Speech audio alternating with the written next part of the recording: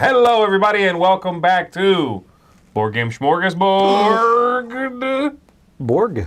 Borgad. Is it Borg or board? I never know. It's a weird word. I attempt to pronounce it as little as possible. My name is Z Garcia. I'm Camilla. I'm Joey Evans. We've got a show for you today, but before we do that, two things. One, DicetowerKickstarter.com is happening right now. You haven't heard of it? Right now? Where have you been? Are there promos? There are promos So many galore, okay? promos. Plethora of promos. For my favorite games? Speaking of which, I just got another promo in hand yesterday. Yeah, these things are So showing we're up. We're starting to already get them. Working on it. This is where you want to be. Yeah. Okay, DicetowerKickstarter.com. Obviously, the main reason to go there and support us is to keep us doing this very thing. Putting out content, putting out reviews, all of that good stuff. But, yes, like Joey said, there are also promos there. And, you know, various other things you might be interested in. So go peruse at your leisure, and something might jump out and bite you. Don't complain, you know you might like it. Thing number two. We've got over here a list Yes. of some previous Kickstarter Kickstarters, backers that we're going to thank. Yes. We have one of the pledge levels is getting a shout out in a video. So shout out to these people. Thank you so much for your support. That was, you know, direct contribution to us so we can keep doing this here. That's Juan Franco or Franco? Franco? Franco? I'm not seeing Juan Franco. Juan. Thank you. Juan. Tony Dickinson. Jeremiah Custer.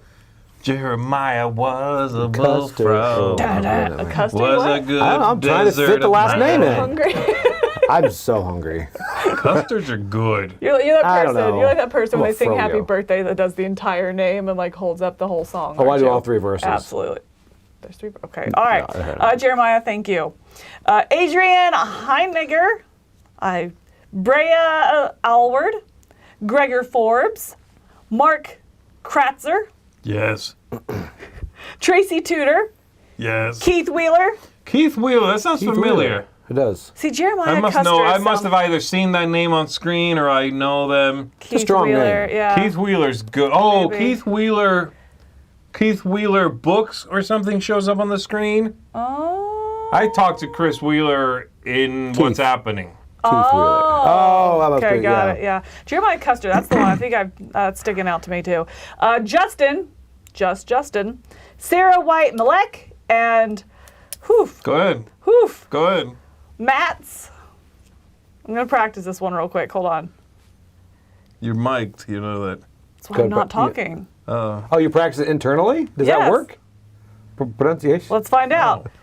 Let's see. Varnstrom. It worked really well. Thank you, Mats. Thank you guys so much for Thank you, everybody. for the support. Oh.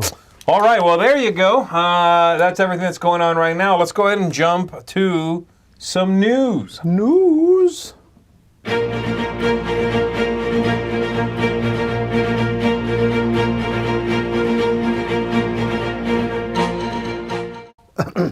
All right, here we go. So, in the first bit of news for today, we've got some acquisition news. Goliath, that's been around for 40-some years, has acquired an exclusive worldwide license and distribution for Funko games and their entire brand. That includes all their board game development, which is formerly was the Forrest Prusen Creative, and also the design team Prospero Hall.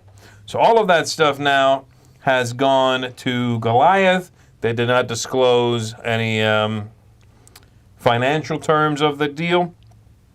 And they are immediately then going to start promoting their games, or like they say there's some select titles from their line worldwide. They also talked about how they are immediately jumping on a new and exciting game called, and let me know if you guys know what this is, Bitty Pop Chase, which includes Funko's popular Bitty Pop miniature collectible characters.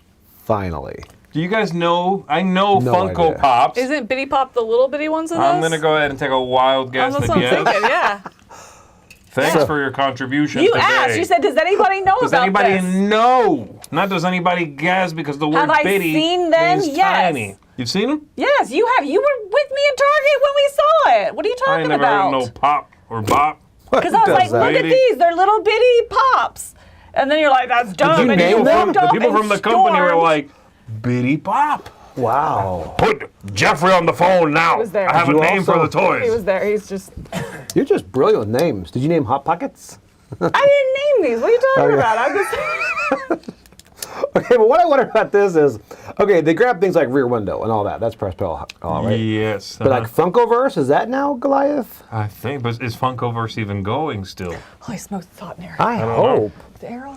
But anyway, yes. But Funko themselves are still around. It's just, I don't know. I guess they are. No, I don't think they're I don't think they're rebranding them. They're just now operating under Goliath.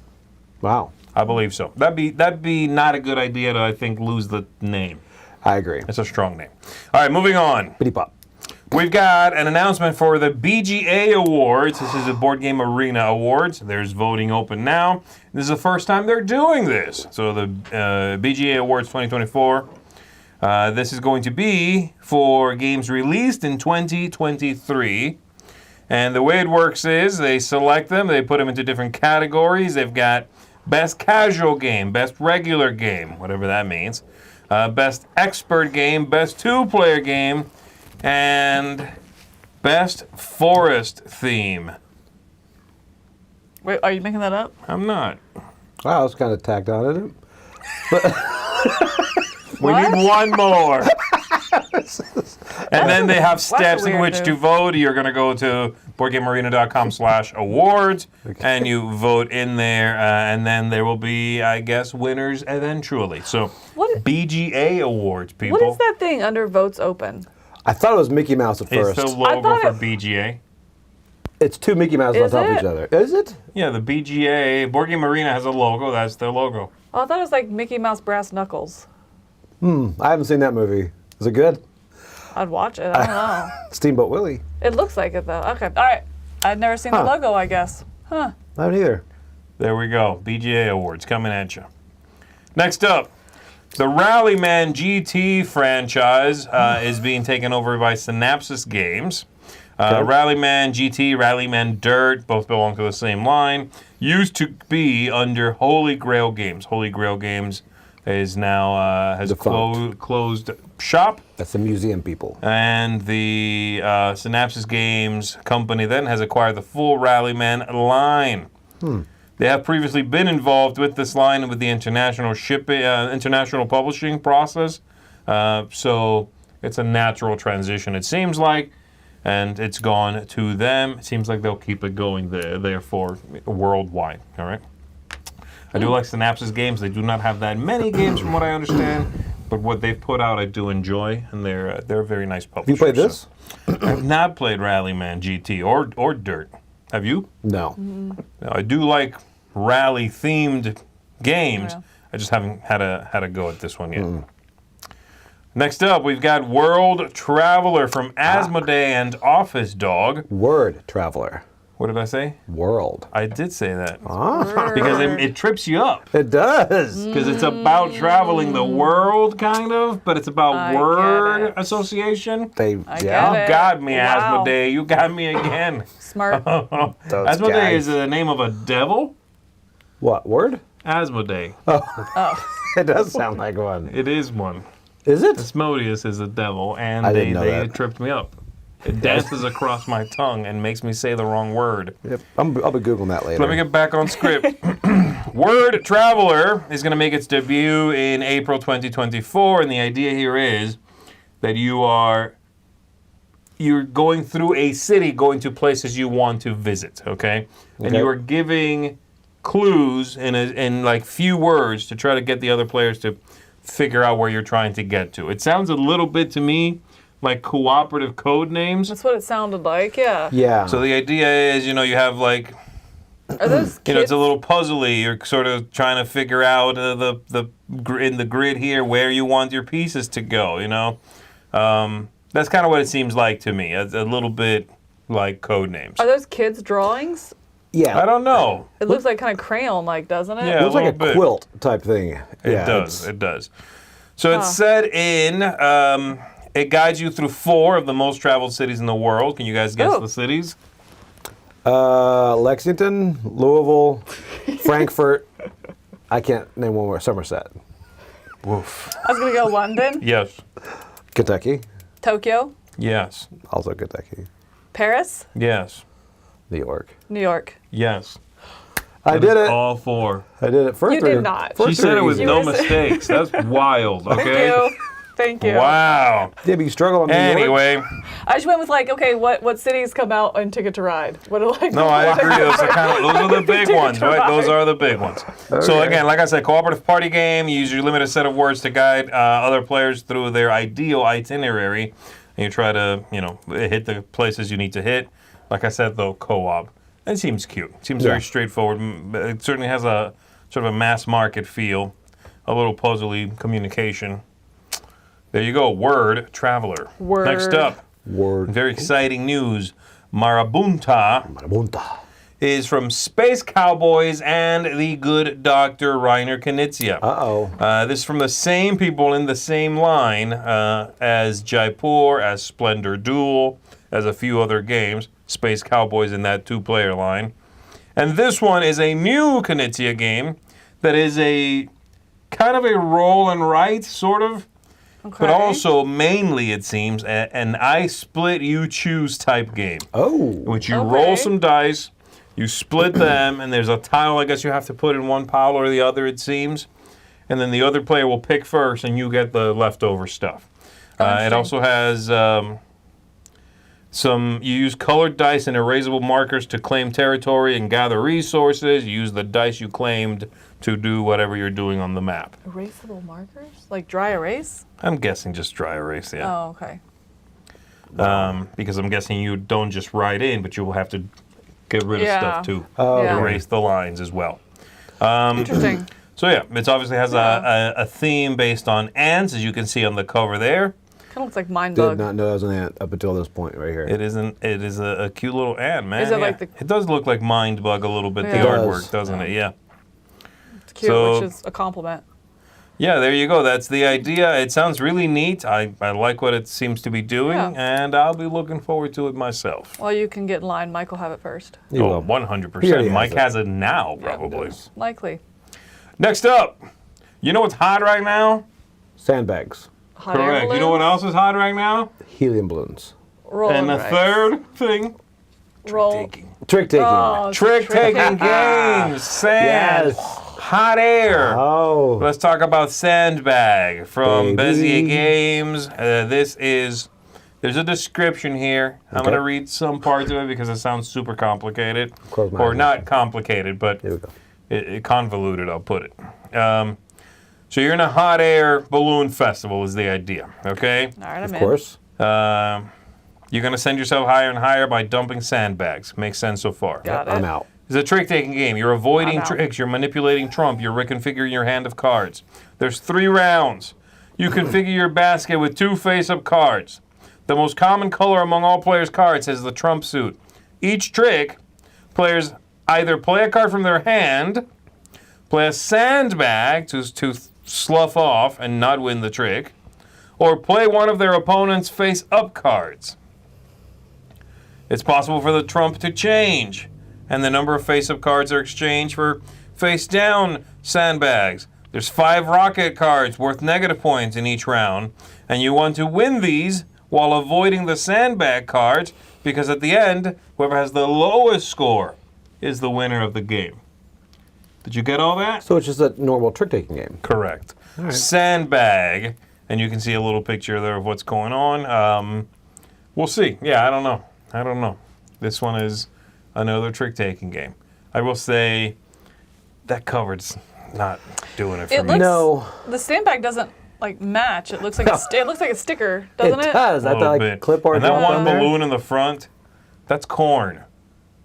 Oh, that looks just like Corey's corn shirt. Yeah. Yes. See, that'd be a You're good right. title for this game. Corey's Corey's corn. Corn Corey's corn shirt. shirt. Yeah. Be hard to say, I- but yeah, we could try it.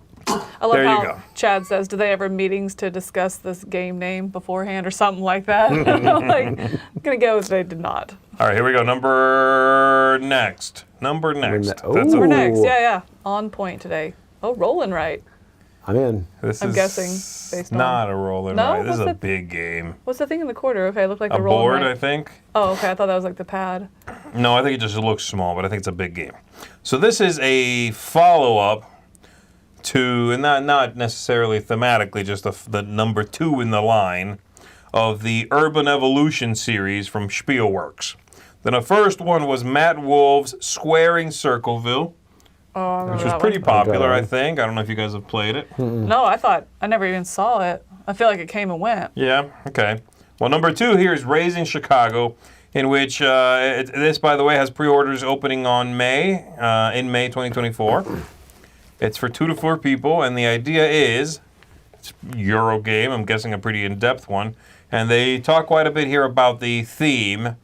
The theme being very fascinating. Apparently, in the 1800s, Chicago was very low, had a very low elevation, and it had a hard time getting rid of runoff, and it led to a lot of Gross. diseases in the city. So not Yeah. a lot of Ah, a lot okay. of backed up water, not a lot of drainage in the city. You're dancing around that nicely. Yeah.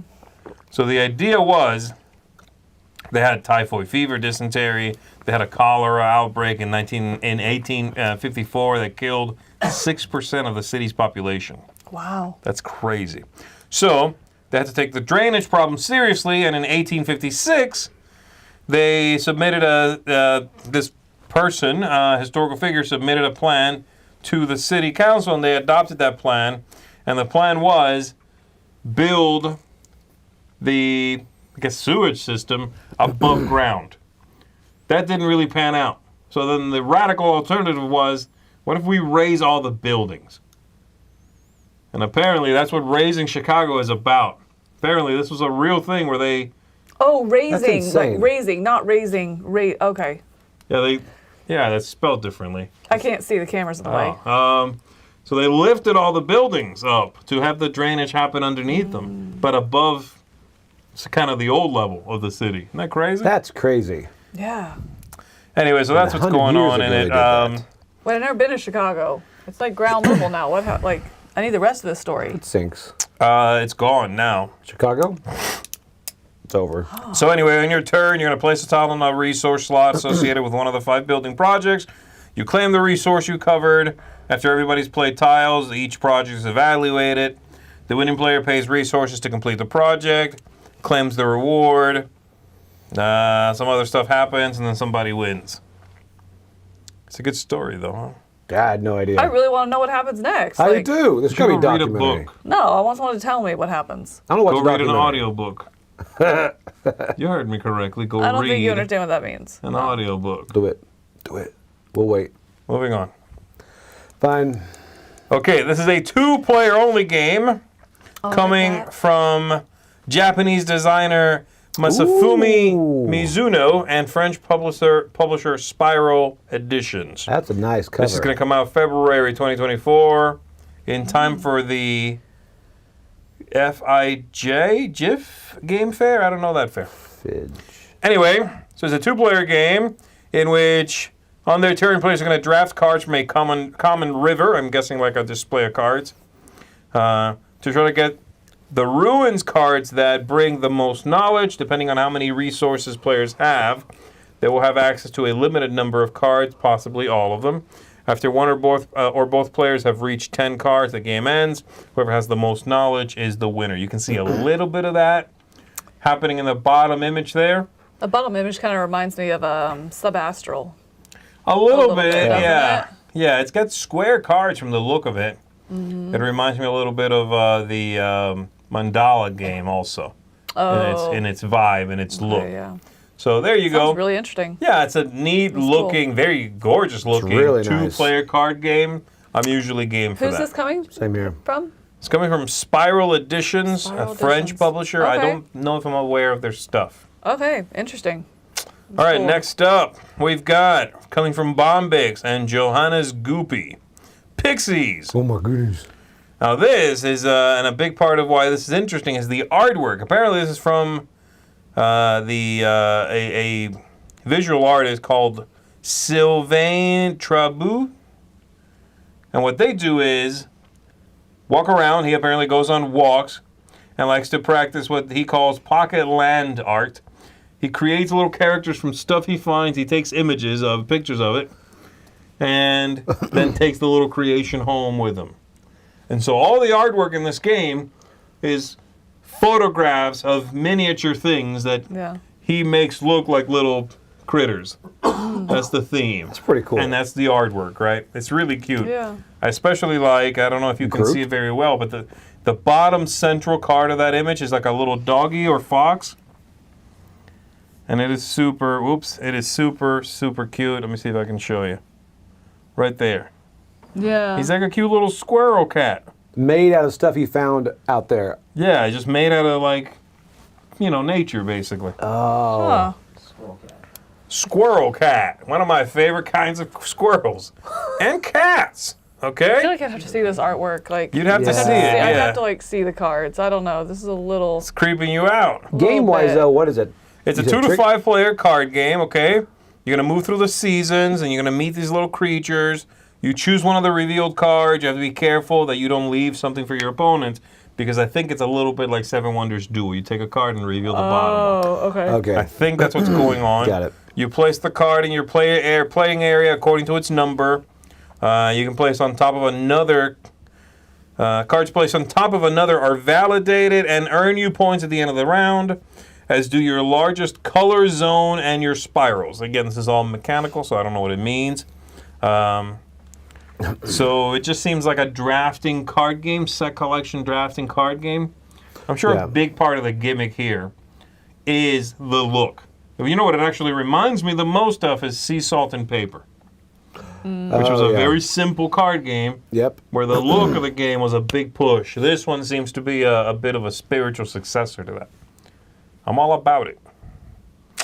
Next up, Loot from Gigamic or Gigamic.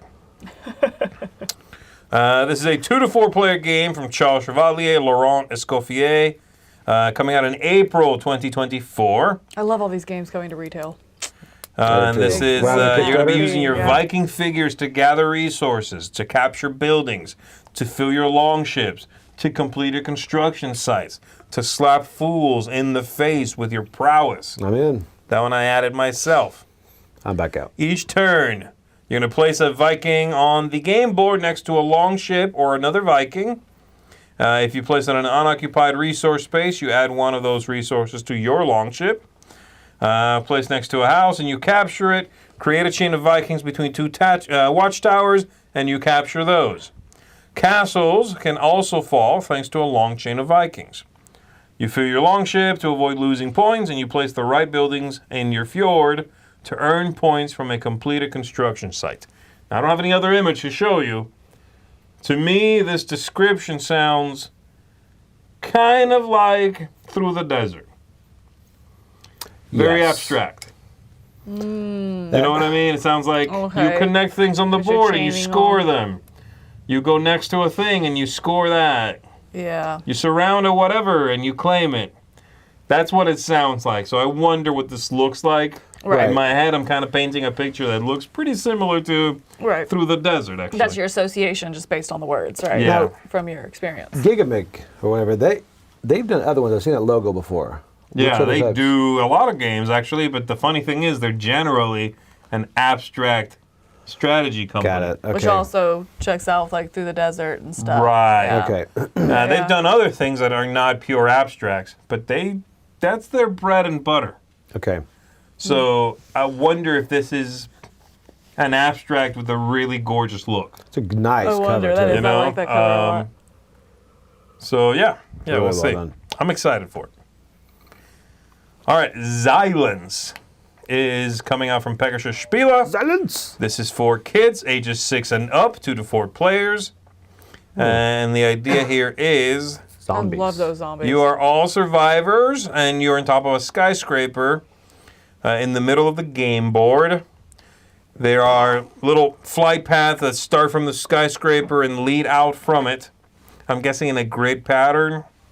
And some end up in specific places. Some take longer to get there. Some end up nowhere in particular. And using only your eyes, your task is to scan for 3 active flight paths in order to find the best one, the one on which you can find most of the items for which you're looking. So what it sounds like to me is that it is maybe like a real-time game in which you're flipping over something and then scanning the board to see, like, I have to go through the green, the blue, the yellow. Oh, that path is too long. Maybe this path gets me what I want. Kind of like Ricochet Robots. And then get back or whatever, yeah. Okay. Yeah, so it sounds like a Ricochet Robots style game for kids. You know? Okay. Again, probably pretty abstracted, but a different sort of activity in which you are using just your visual acuity to find a path through the symbology on the board. Sounds neat. Cute theme. I do like the artwork there. I do. I think it's cute. I don't know how much that's going to come through. I feel like that's going to be a lot of window dressing in this one. But yeah, it seems like Ricochet Robots a little bit. Yeah. Next up, Obscurans from Hook and Friends and Funtails. This one is for 4 to 6 players. And here is the idea. On a desolate planet, you take on the mantle of Obscurans, shady merchants hired by dubious clients to attain certain combinations of goods. I'm guessing all of that means gather stuff.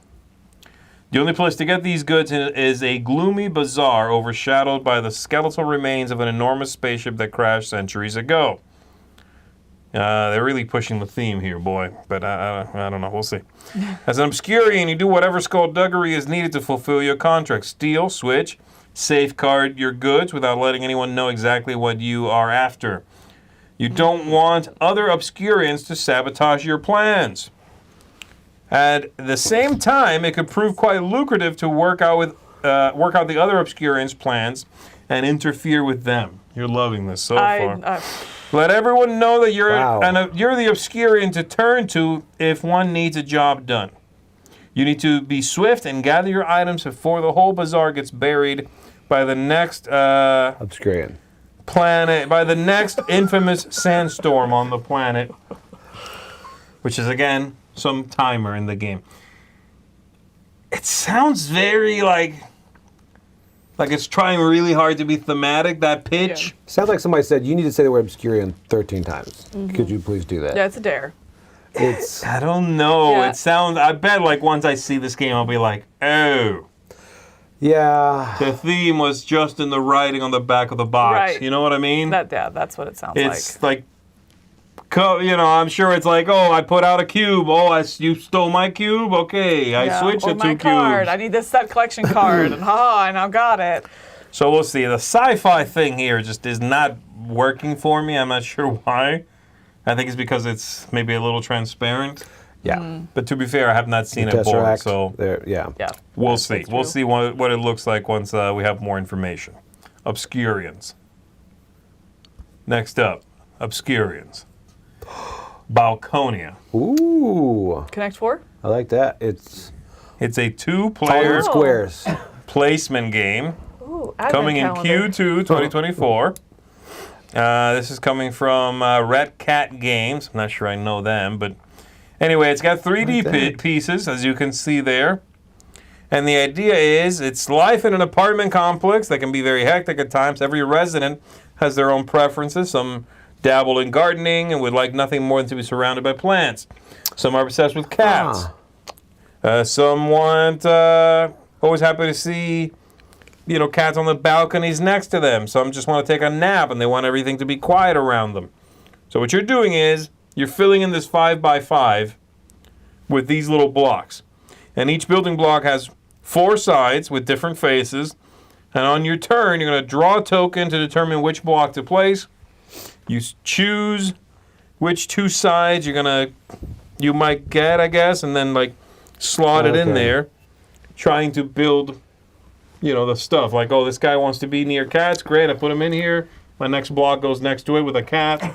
But my opponent is getting the other face on the other side of it.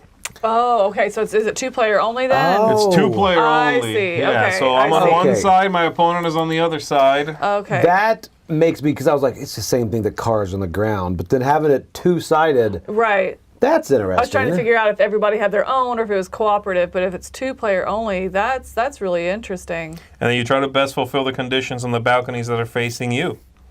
It sounds really cute. Yeah, Like that's the decor interesting. on You know, balcony. it's this idea of, Like you said, again, yeah. kind of, it's like Connect 4 with conditions or Right. something, you know what I Right. mean?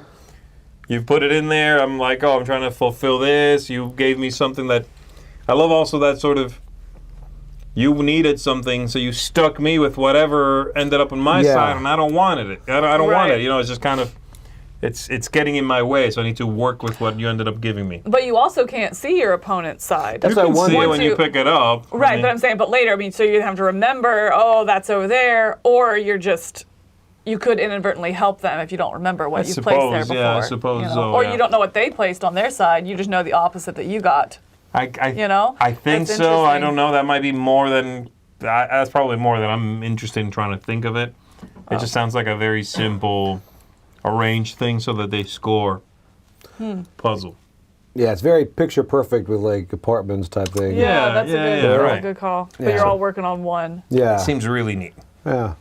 So there you go. It's Balconia. Next up, we're going to be talking about a few old things that are coming out again. We're starting with What? Hamster Roll. Now, this is a game that's been out for a long, long time. It's debuted back in 2000. I've never seen this. And it had a German title. It still said Hamster Roll, but with a few extra letters. And so it's now coming out from 25th Century Games as part of a crowdfunding campaign that they're calling the 2024 Import Collection. Oh, And this is okay. the first Okay. time this game is ever going to be available in English. So to be fair, it looked like that big wheel with wooden tokens you put in there, like wooden pieces. So you could certainly import a German one back in the day. Okay. Yeah. Many Language people, independent. yeah, many people that was. did. You know, the game is, you know, I've seen it, I've played it, but Are you trying This not is- to get it to roll? it doesn't matter if it rolls. You're trying to get the pieces to stay. It's just as you put them in there, It's it going to- rebalances itself and starts to settle this way or that way, so the thing does roll. Oh, and you don't want it to go too high and fall? Right, or if it does go too high, you hope that those black things will catch the pieces in there. The Viking Oh. seesaw as a circle. is So what if they this fall is. out of the ring, it's okay if they fall back into the ring, but if they fall out of the ring, I don't remember if they're okay to just fall and Huh. land back in the ring again. I don't think they're supposed to fall at all. But anyway, Hamster Roll, big right. dexterity game from back in the day, is coming back out in English this time, or English rules, and That's cool. from 25th Century Games. But there's more. But wait. We've also got this game called Run, Run, Run Oh. from the Flying Games, also coming out from 25th Century Games. This is a design from Anthony Peroni and Bruno Catala. Ooh.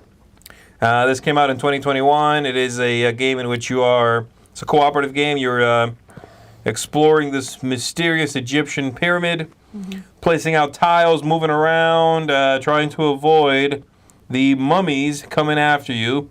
In it, you are, I think you're dogs, and you're avoiding, or you're I think cats. your cats and the dogs are the mummies. And the dogs are the mummies coming after you. Yeah, that's it. And you lose if you run out of room cards, or if a mummy reaches the relics that you're trying to snatch up and get out of there. So anyway, like I said, coming out also from 25th Century Games, was not available in English in the past. That's exciting. One more here. That is a reprint, not from 25th Century Games. This is coming out from Korea Board Games. That's And they have pretty. announced that in their 2024 lineup, they've got Butterfly Garden. Now, Butterfly Garden is from Reiner Knizia, and it is a reworking, or a new edition, really, of Indigo. Okay. I don't know if you guys know what No, Indigo I don't. is. It's this gorgeous game with all these paths that you were laying tiles, and it would follow these glass beads would follow these paths. You were trying to get to specific locations. So they're putting it out again with this butterfly theme. Looks very attractive. I love the kind of plastic translucent butterflies there at the Yeah, bottom. that's what's nice. I'm not seeing it. Yeah. Those are really These right pretty. here. Okay. So those look cool, but the whole thing is really this tile laying and traversal. Very much like the old school games like Metro, Zero. If you know Zero, it's a little bit like that where you're putting tiles out in the paths, kind of wind and take you everywhere. So yeah, I'm really excited for that one to make its way back. It was something of an underappreciated Reiner Knizia game. Came out back in 2012 from Ravensburger. And it's going to come back from Korea Board Games. Gorgeous cover, nice looking. They have good production values at Korea Board Games, so I'm excited for that. Yeah. One more coming back. Korea Board Games is announcing a new edition of Laita, which came out back in 2000 from Cosmos. And Laita is an old school Euro game. It has a new expansion now, by the way, with new buildings and new politics cards, new terrain tiles. It's going to have its own listing on BGG because it's different enough.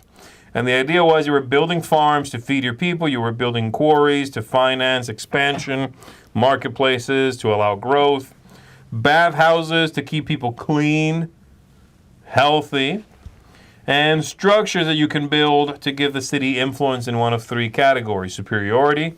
In one of those categories would shift the population from nearby cities and change what you had control of. You play 6 rounds. Whoever had the most well-rounded city, well-fed population, whatever would win. So Euro game. There's no pictures here, though. Again, you can just look up the previous game, which is the little one at the top. That's the one from 2000. Okay. And they're bringing it out again, Laita. They just zoomed in. Oh, yeah. And then one new game, one more piece of news here, one new game based on Betrayal at House on the Hill. Yeah. This is a card game version. Did you see this? No, I haven't seen this. Betrayal at House on the Hill. So, it's basically, it seems to be a card game version. You know, they're calling it like a cursed deck of cards that represents like a speed run through the game, through the big game. I don't think they mean necessarily that it's like a speed game. Right. I think they're simply trying to get across the point that it is a smaller, faster version. Condensed. Okay, I was wondering about that when I saw the announcement. This is something they did recently with that Risk game. Yeah. Some of the same people. Avalon Hill put out that little Risk First Strike or whatever it was called. Shiny foily box. Right. Card game. I think this is the same idea. Same size, same shiny foil thing. A fast version of something bigger. Interesting. You explore. It says Deck of Lost Souls here, which is what it's called. Might be like a quick and lightweight version of the game, Betrayal House on the Hill. You explore the labyrinth, you pick up clues, you pick up omens, you pick up items, what have you. So we don't have a ton of information quite yet, but that's the idea.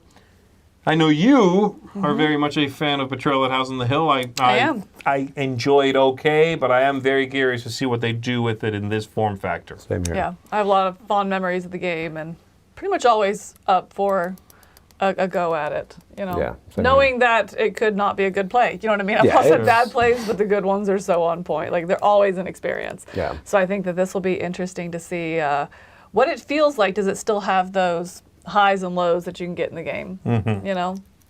Yeah. So there you go, folks. Swingy. That's going to do it for the news. Let's move on. Hi, I'm Anne from Game Like a Mother. I specialize in games that can be played in 20 minutes or less. And today I want to talk about the city versions of Ticket to Ride because I feel like these have been flying under the radar for a lot of seasoned board gamers because you hear Ticket to Ride and you think, oh, I already know what that is and I'm good, thanks.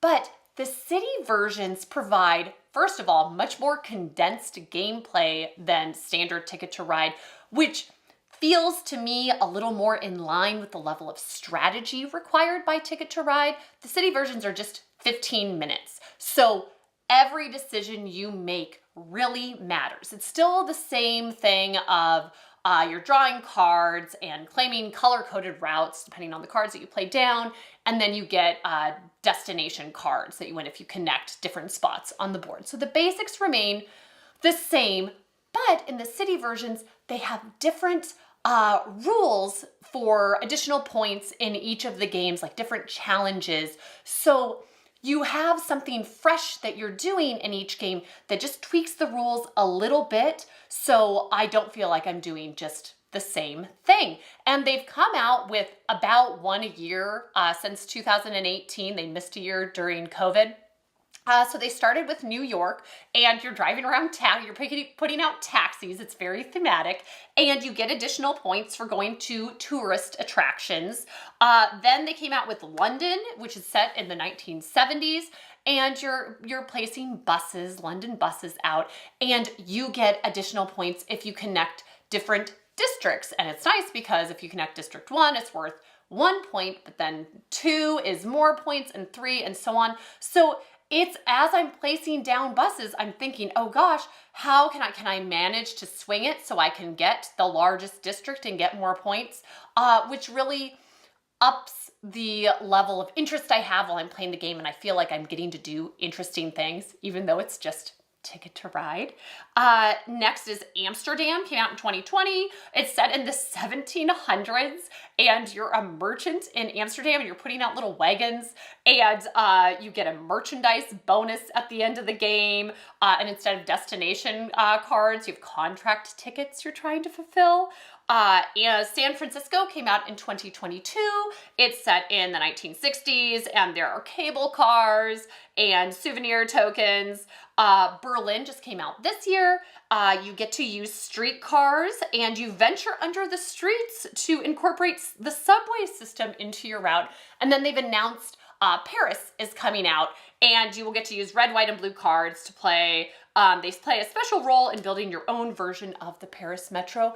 So these are all nice, they're solid, and what's great about Ticket to Ride in general, but especially the city versions, is they are great for people that are new to modern board games, but they also work really well for experienced gamers who will still have a nice time and feel like they have a nice level of challenge as they play. And they're all smaller boxes, and they're at excellent price points. I think full price, they're about $25 a pop, but all of the 3 older versions you can easily find for under $15. So it's great bang for your buck, and it is very well done, very thematic, and an excellent game. So you should check out all of them. So that's it for me today. You can check out more of my content on my YouTube channel or on my website. Thanks for having me on, and back to the folks in the studio.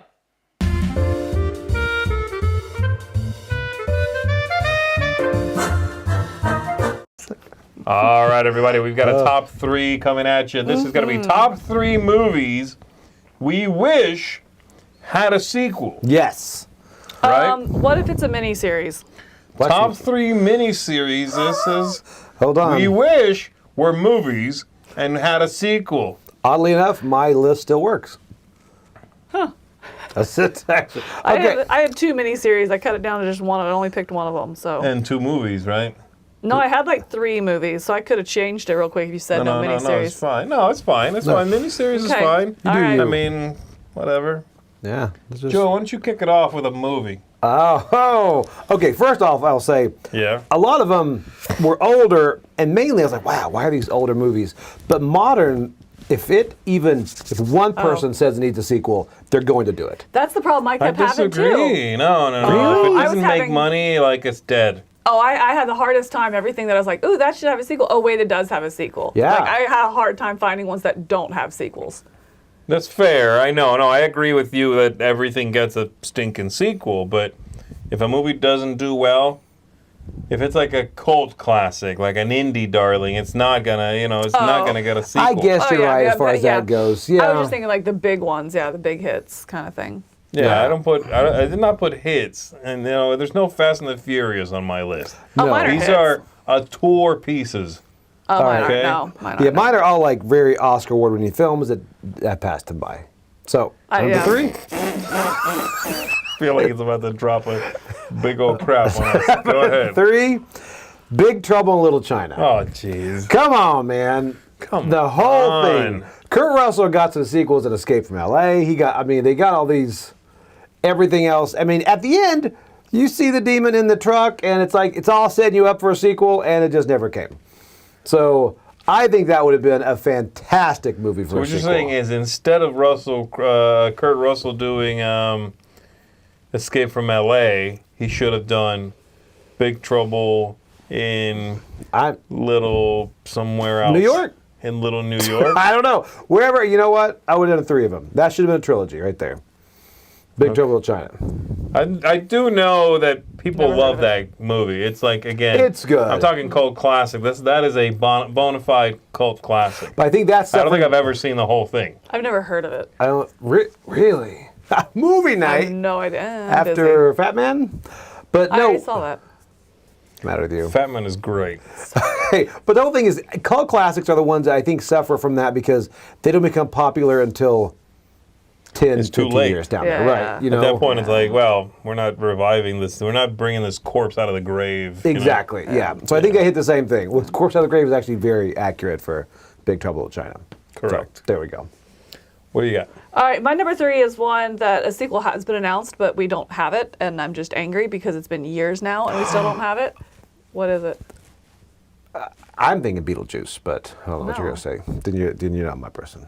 Okay. Alita Battle Angel. So that's why it's number 3. It's one that I want Alita probably Battle the Angel's most. good. All right. But like it's poised for it, and they've announced it, and they said it's going to happen, but here we are years later, and it's still not here, and I don't like that. I'm angry about That's it. a good one. Yeah, Alita Battle Angel definitely left on a cliffhanger, the perfect kind of cliffhanger where it's not like what happened. It's not like right, it's not right. like an Avengers cliffhanger. You know, it's summed up that story enough, but made you excited about the future and gave you that little glimpse of what's going to come. And then nothing years later. So yeah, my number 3 is number 3 only because it's been announced. Otherwise, it would definitely be higher. Is Alita Battle What would Angel. it be? Probably number 1. Or 2? No, probably number 1. I said it.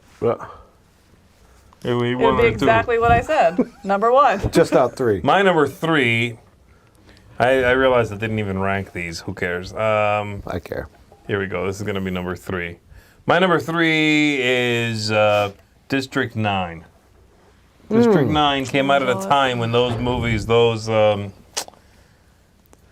like handheld documentary movies were still The very... pukey movies. So what? The pukey movies? Yeah.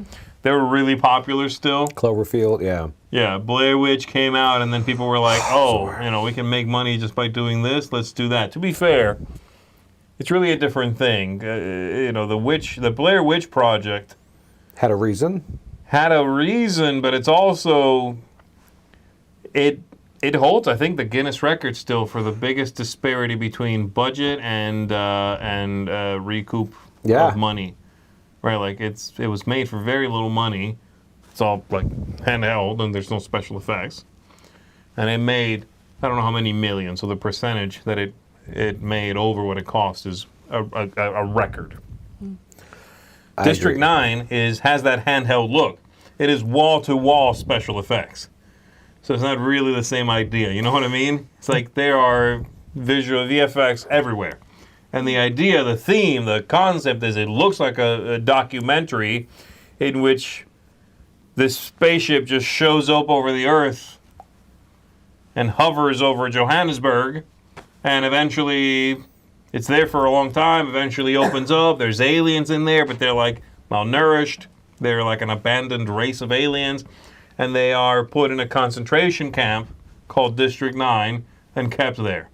Oh, interesting. You've never seen this movie? No, because it's shaky cam. Yeah, it's so good. It's like a really good movie. I need to- And everything that happens from there, obviously I'm not going to go into too many more spoilers. It's kind of like, the basis of it, the sort of catalyst of it. But there's a lot of, like, it's amazing world building, and they haven't done anything else with it. You know what I mean? So I would love to see them do something else with all this insane world building that they did. So anyway, my That's number really 3. cool. That's really cool. That's good. Yeah, I do skip the shaky cam. I know Bourne did one of their sequels with shaky cam. And I'm like, I understand why there's one the of them that Yeah, one of the large companies, when they do it, it's easier at home than it is in the theater, I think, for me. Like, I could probably watch it at home. The theater will. It's a little too, like, all over in the theater. Right. You might be right, yeah. Yeah, no, I agree. I've never seen Cloverfield. I saw the next one where they didn't do the John Goodman one, they didn't do the shaky cam stuff. But Right. They're very different movies, yeah. So, okay, all right. So, my number 2, again, we're going old school. This is one that I remember I've always wanted one, and that's Goonies. I thought about that Goonies was one that I actually showed, my nephews and stuff, not my daughter yet. Don't judge me. But it's one of those that obviously now I think the time has passed for a sequel. I don't know. I mean, Karate Kid, they proved me wrong, but that was really kind of a endearing reboot, movie. wasn't it? It was. I'd call that more of a reboot than a sequel. The original the people TV in it. series Cobra for karate, Kai? Yeah, Cobra Kai, I feel like is more of a sequel to it. But Yeah, they made and That's so true, I think and miniseries are fair game.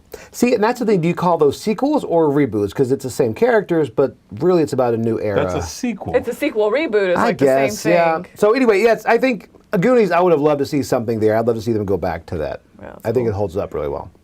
Cool. Surprisingly. My number 2 is my miniseries pick, and that is a Netflix miniseries called Black. It is a Korean one, and the main character, I'm assuming I'm the only one that saw this. That's Never why heard I'm of it. explaining it. Black? Okay. Yeah, Black. Yeah, Black. Black.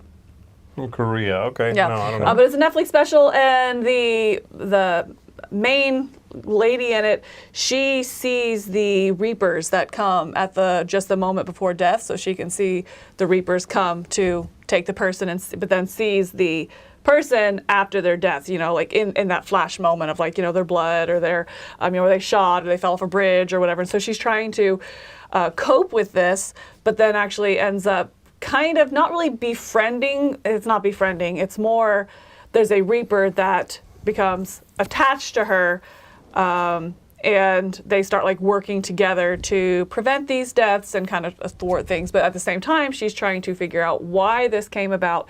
And the Reaper is trying to figure out why he's a Reaper, because usually it's like a sentence that you have to do. And so it's just a really interesting series and a really, really cool, suspenseful mystery.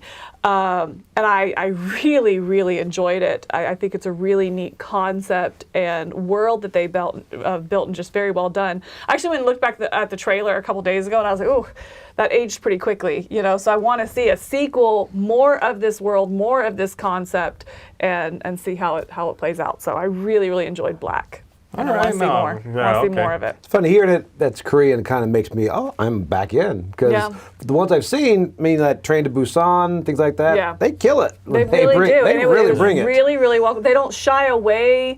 Yeah, they show things differently, than what we usually see in our Hollywood, and I really appreciate that. I don't know. It's real and gruesome without being gory. I don't know. It's it's just a little different standard. So yeah. Anyway, my number 2 is Black, the Netflix miniseries. That's interesting. All right, my number 2 is a movie that went nowhere. It was panned, and it was one of the worst duds commercially in recent history, and that is John Carter. Really? As in John Carter of Mars, Princess of Mars, all that stuff. I have not seen this. You've never seen it? No. I don't know why this movie gets so much garbage. I know it didn't do well at the box office. It's a good movie. It's super fun. Really? Very watchable, very well done, great cast, having a good time. I don't get it. Like, it's a fun movie. It's vibrant, it's exciting. It is, I feel like it got hosed on the roll of a dice. You know what I mean? Maybe the title, I think what it is actually is, it's called John Carter, and people, if you don't know that there's a classic series of books based on, that this is based on, then you don't know. And John Carter is some guy's name. The most vanilla name you can get, too. Yeah. It also got hosed, I think, for being derivative of other sci-fi stuff that either had come out in the past or was coming around at the same time. The problem, again, being the John Carter books predate all that stuff by decades. So it just got hosed. You know what I mean? I really liked it. I thought it was great. You should definitely watch that movie. I think they have it on Disney Plus. That's interesting because that's one of those that hasn't actually gotten a cult following yet. People still haven't. Not really. I don't think it surprising. did. Yeah, I really like it. I like watching it. It's very easy viewing. You know what I mean? Huh. Yeah, it's fun. I like it a lot. Anyway, I would love for them to try again, to sort of try to keep it alive or go back to the well. I don't know. There's a whole bunch of books, so they definitely have the content. Yeah. So there we go. all right, my number one. Again, older movie, but this is one that I remember as a kid. This is one that I wanted to see a sequel, and I got fooled so many times that there was going to be one. And this is E.T.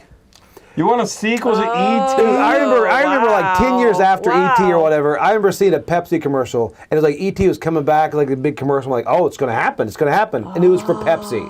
And it was the biggest letdown. I'm like, I haven't drank a Pepsi since. I'm like, they robbed me of that moment. The day you became a Coke man. It was. All right. It played you? Like you thought it was going to be an E.T. Oh yeah, it was like thing? this whole coming soon. It showed E.T. come down. He has a little waddles out and all this stuff, and he gives the kid a Pepsi. I'm like, come on, man. That's not. I mean, Drew Barrymore would walk away for a talk show for just a couple months. Elliot would walk away from stockbroking, whatever he's doing now. But again, I don't know. I'd like to see it. I mean, E.T. hasn't aged. That'd be interesting. I wonder how that would do, because I know when I took my son to Universal Studios for the first time, he loved that ride. Really? Became like obsessed with it, and then wanted to watch the movie and watched it and didn't care to watch it again. But the ride now has so much nostalgia and pull for him that he just loved the world straight based on that ride. Well, they haven't gotten rid of the ride, which surprises me. I know, and it's still like one of the highly visited ones. So I do wonder if one came out, a sequel now that was a little more updated, a little more modern, if it would grip him. I don't know. Yeah, but no CGI. You'd have to do the realistic stuff. And I'm sorry, Mac and Me. I saw somebody mention that. Oh, you cannot mention Mac and Me. Say that was E.T. That's pretty good. That's rough. Yeah, somebody was like, "Oh, E.T. runs away from home." Or SMS text home. Yeah. Oh man, I don't know. I think they could do a crossover with E.T. and Home Alone. You know what I mean? I'd watch have it. E.T. be left home alone. Yeah. And he has to defend himself against other invading aliens. And he's scared, so he calls back to Earth and brings them up to his planet. He's got that little spelling thing. That's yeah. Yeah, it'd be I good. think it'd be great. I'm watching it. I'd definitely It sounds watch it. more like a. Well, it sounds more like a commercial for Pepsi or something. That's what I'm saying. My number. No, it's you, right? Yeah, sure. My number one is. What was your number one? E.T. was your number E.T., one? yeah. Okay. My number one is Inception. That's a good one. Inception, Yeah. Murder in Hong Kong. I would watch that. Go ahead, I'm sorry. Got like dark there for a minute. Yeah, no, I really like Inception. I love the concept. It was very gripping. I mean, one, I think it's a fantastic movie and well done, Yeah. but two, just the idea of the inception of going into dreams and planting ideas they don't know is planted. It's just absolutely fascinating.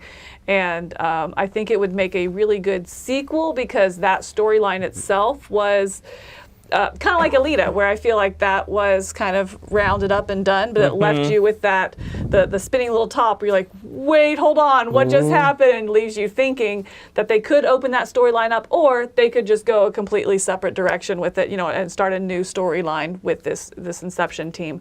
So I think that it could go either way, and it's very open to a couple different ways of a sequel, both of which I would be very interested in seeing. I think Inception sounds like it would make for a good, like a follow-up, a good mini-series, actually. I think a mini-series, not a TV series. I think TV series, like with seasons. They would be They'd like, drag it out for John, ages. yeah. Right, exactly. Yeah. But like an 8-episode Yes. mini-series based on some of the ideas in Inception Yes. would Yes. actually be really cool. I think so I as agree. well. None of those people, just centered around that technology Yes. Right. Would be and corporate really cool. espionage and like somebody trying to steal that tech or whatever. You know what I mean?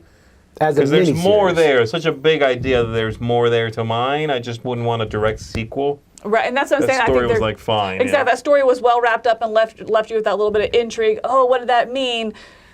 Let's go to something else. Right. I really think that there was some flexibility in how they could do it. So yeah, I would I love like to that. see something new from Inception.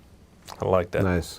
All right, my number one is a movie that was already a reboot of an intellectual property, and they made one. I thought it was a rockin' movie, and I wish that they had gone back to the well, made some more.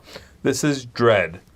Oh, good Yeah. pick. Dredd, good as pick. in Judge Dredd, as in the one with Carl Urban, not the one with Sylvester Stallone. Do you know I've never seen that? Is Which that, one? That well, I saw the first one. The second The one. second Dredd. one?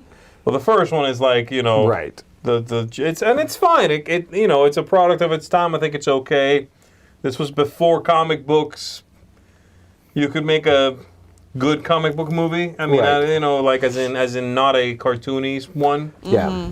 But I thought the new one was a very mature movie. It's very bloody. It's like a hard R movie. Is it a reboot or a sequel? It's just a reboot. I mean, a it doesn't reboot, even yeah. acknowledge the original one whatsoever. It's just Dredd, Judge Dredd. Right. The whole thing is actually a low-budget movie. Also, the entire thing takes place inside one building, basically. And it did well. It was enjoyed. I don't know how much money it made, but it was like a critical success. And I wish that they would have gone, okay, great, you knocked it out of the park. Here's a little more money, make another one. Yeah. Because I would love to see what those people would do with a bigger budget and that fantastic cast. And Carl Urban's great. He was fantastic in it, yeah. Ah. So, Dredd 2, Electric Boogaloo, that would be all over. Yeah, it's a Yeah, good pick. I agree. Good call. There you go, folks. So that's it. Those are our 3 picks for things we think deserve a sequel. Get on that, Hollywood. Need to do it. Let's check out some contributors.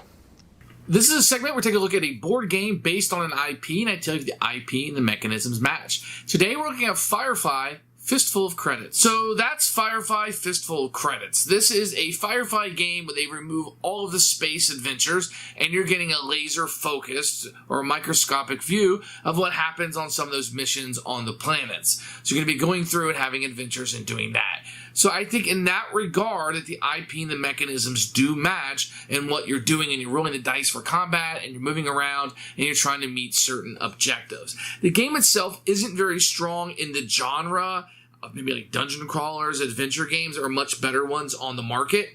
Although this will probably be one of the one or two that include Firefly and the IP that would be included in such. With that said, the IP and the mechanisms do match fairly well as you're going through these missions. But I do not feel like the game is strong enough in order for me to recommend this for you. So if it looks like something you might have a good time with, maybe with your kids, then I think this can fill a niche for you.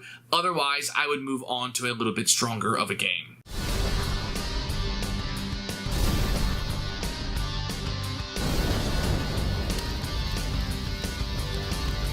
That's horrible. All right, folks, so we're going to be talking a little bit about the Dice Tower cruise that we just came back from. Yeah. Discussing it just in general, what we thought, what we did. Clearly, there's a lot of gameplay that happens there. We have the entire Dice Tower library that we take with us, and of course, everything else around that. So it's a great convention if you are someone who loves going and playing games, learning games, having a big old library accessible to you, and you want to take some breaks from that and do other things. Oh, I feel like going and grabbing a slice of pizza. I feel like going and watching a show tonight. Yep. What have you. It's obviously all-encompassing like that. So I always like, a lot of people do ask us, what's the one event I should go to if I can only go to one? And I think it comes down to, are you the kind of person who just wants to game the entire time you're there? Right. And if so, I don't actually think the cruise is the perfect one for you. I think it might be like Dice Tower East, Dice Tower West, if you just want to do that. But if you want to mix it up and you want access to all those neat things on a ship, that's the one to go to, man. It's a great mix of those two things. Yeah, especially if you're coupling it with like going with some friends who maybe aren't as hardcore gamers or something like that, or you have a significant other, a spouse or something like that who likes games but not all the time. It's a happy middle ground in those situations as well. Or like you said, if you are attending other events and you just want to switch it up and go to the Caribbean, something like that. Yeah. It's really versatile that way. There was a couple in our grand game group that went to Dice Tower East for the first time. Yeah. They heard about the cruise and they got the last minute, like a month before, went on it. And he said it was one of the best experiences he's had. But mainly because his wife loves cruising, but there's so much downtime. Yeah. You know, you'd go to the ports, but then you just sit on the ship and eat. So this kind of makes it, so really you're right, if you enjoy the cruising aspect, this kind of fills in those gaps that cruising gives you. It does, yeah. Especially, I mean, it's a longer cruise, right? I mean, this year was 7 days. Is next year 7 or 8? I don't know. Anyway, but it's about 7 days. It's about a whole week. Yeah. That's a lot of downtime. It is. You know? And it's also nice to be able, you can do it east too, but like to eat with a lot of the gamers that you just played games with, you can go grab food and get to know them. You really feel like you get to know people a bit more. Right. Because it's easier to go to eat somewhere rather than where can we go? Right. Where can get us all in, you know? But it's also, you know, there are enough people there that no matter when you want to game, there's going to be somebody there. Yes. You know, Yes. the port days when a lot of people get off the ship and are going out and exploring the port, there's still people gaming in the game room because maybe they've been to port before, maybe they don't want to, maybe they're there just to game. It doesn't matter. But there's always someone to game. You know, at midnight Right. there's somebody, at 6 a.m. on port day, on sea day. It's just that accessibility to it is really, really unique, I think. Yeah. I agree. So obviously on the ship we play a lot of games. I normally myself often prioritize teaching games instead of learning new ones, which I do that at every event, but I do it certainly on the cruise as well. But I enjoy that feeling of teaching something I know I like, you know, and having that experience be slightly more predictable because I'm aware of what the game is, how it works. I can field questions or teach a little more easily, and it's something I know I like, so I'm hoping that some of that joy will translate to whoever I'm playing with. Right. On this one, I certainly did that, but I also learned a couple of new games. We talked about this a little bit on Breakfast that we were guests on this week. One of those games was Daybreak. Oh, yeah. Which is the Got taught that. new game from Matt Matt Leacock. Yeah. And I really enjoyed that. I thought that was very interesting. It was not in any way pandemic-y, which I think Really? is very, because he has a lot of games that are Very similar. pandemic adjacent, Right. which is fine. The You know, roots are there, so- designers have things they like, and that's fine. You know what I mean? They have things that kind of go back to the well for. Yeah. And his games are stellar across the board, just about, but I thought that Daybreak was interesting because it didn't feel pandemic-y in any way. Yeah. It was this card-driven engine combo-y thing that felt like its own idea, you know? And I enjoyed that a lot. I enjoyed this feeling of, you know, putting together combinations of cards to allow your engine to do its own thing. On the flip side of that, my one drawback would be that I felt a little free form. And as a game with 3-4 players in it, I'm kind of doing my own thing, and every now and then might look up and be like, "Oh, you want a thing? I can give you a thing if I press this big red button." Boom, there you go. Back to doing my own thing. Oh, see, I think I liked it because it gave me very much, again, the kind of the Spirit Island vibes, not nowhere near that heavy, but where you're doing your own thing, but you can have those synergies with other people. You just have to communicate. So it forces that communication where it's like, hey guys, I have this power that can help somebody other than me. Would anybody benefit? No. Okay, I'll hold on to that card. Let me do this with it instead. Sure. And so it forces that communication for cooperation. You can definitely put your head down and play the whole time, but that's not going to, you know, as you go through the game, that's definitely going to hurt if you don't have that communication. Yes, Oh, absolutely. that's So, right. I think Chris asked an interesting question here. He says, what percentage of the berth space on the ship does the Dice Tower occupy? Is it mostly Dice Tower? No. So we had about 800 people. So it's about a quarter. About a quarter. That's what I was thinking, about a quarter. So you're definitely see them as they're going around, and you don't go anywhere without seeing someone with a badge on. Sure. But it's not every single person. And it's interesting because like the ship is so big, you've got like 9 pools, you've got an ice rink, you've got a Broadway play, you've got a comedy club, you've got Central Park, you have all this. So it's so wide that it doesn't feel cramped.